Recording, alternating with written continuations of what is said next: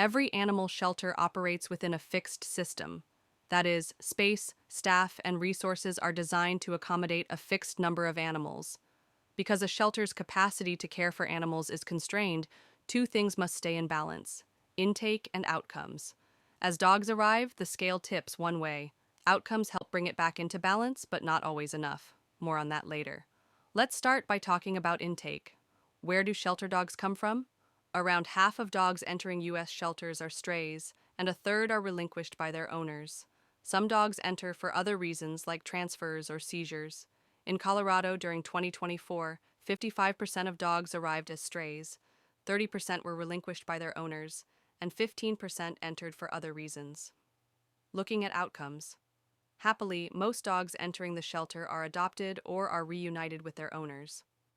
Euthanasia occurs for many reasons, including health issues and behavioral problems that endanger public safety. The fixed capacity of a shelter also impacts euthanasia when a facility simply does not have the space for all the dogs. And some dogs have other outcomes, including transfers.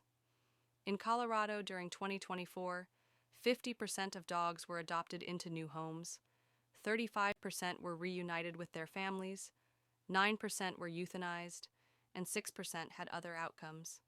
Shelters work hard to minimize intake and maximize positive outcomes, but shelter intake and outcomes are largely community-driven. As you see here, 85% of intake consists of strays and owner relinquishment, and 85% of outcomes consist of adoptions and dogs returned to owners.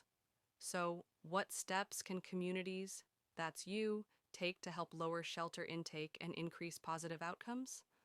Microchip your pets and make sure your contact information is current with the chip company. Support your local shelters however it works for you. Volunteer, donate financially, donate food or supplies, or just send a batch of cookies to the shelter workers. Reach out for help before surrendering a pet.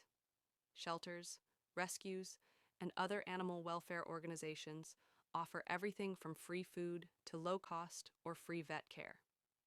There are also resources for owners experiencing behavioral issues with their dog. You can always call a shelter when you are considering surrendering your pet, and they can guide you to the help you need. Adopt from shelters instead of buying from pet stores. Keep dogs safe and prevent them from getting out into the community unsupervised. Spread the word. If you learned something from this, you can bet others in your community will too. Let's do this. Our dogs are counting on us.